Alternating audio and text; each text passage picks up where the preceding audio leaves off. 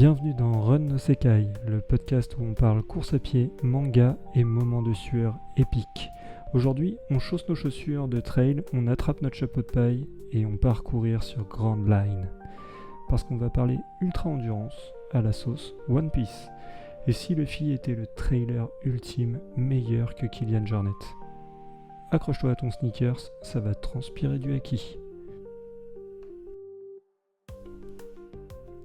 Partie 1, Luffy, l'endurance incarnée.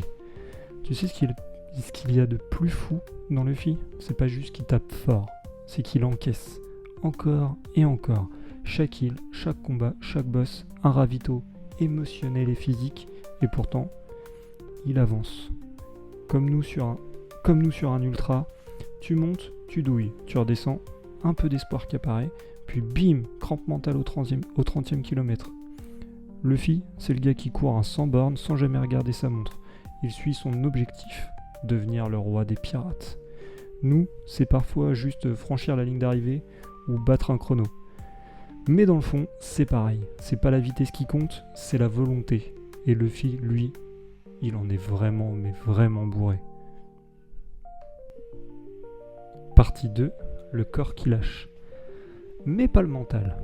Souviens-toi d'Alabasta, Denny Lobbies, Dimple Down.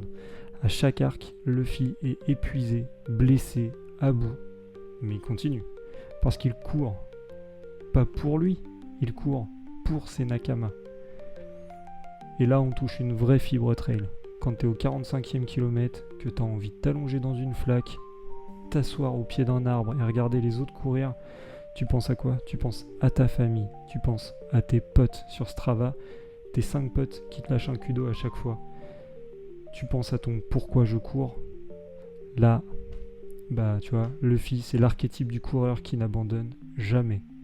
Pas parce qu'il est le plus fort, mais parce qu'il est le plus résilient. Et cette résilience, c'est le cœur de l'ultra.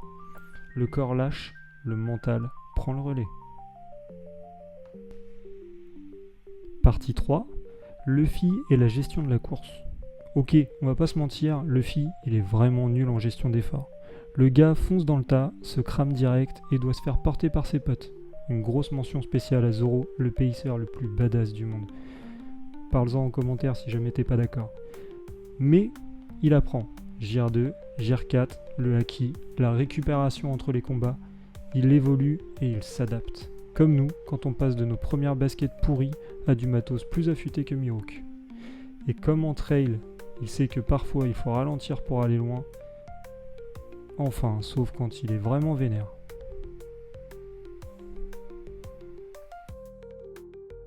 En conclusion, courir pour son rêve. Luffy ne court pas pour la gloire, il court parce qu'il croit en son rêve. Comme nous tous qui mettons un dossard pour nous prouver qu'on peut aller au bout, qu'on est capable de se surpasser, de devenir chaque fois plus fort et des fois battre un chrono. Son parcours, c'est un ultra de 25 ans et il est toujours en course. Alors ouais, Luffy, c'est pas juste un pirate, c'est un trailer d'élite. Je te dis, il est meilleur que Kylian. Un mental d'acier, un cœur immense. Et toi aussi, quand tu cours sous la pluie, dans la boue, avec le sourire, tu marches dans ses pas. Alors lève-toi, chausse tes running et deviens le roi de ton propre ultra. Ça sera ton Nindo de cette semaine. Voilà, pour l'épisode d'aujourd'hui, c'est terminé. Je t'invite fortement à t'abonner si tu ne l'es pas. Poser un petit like, un commentaire, ça fait jamais de mal et ça fait toujours plaisir.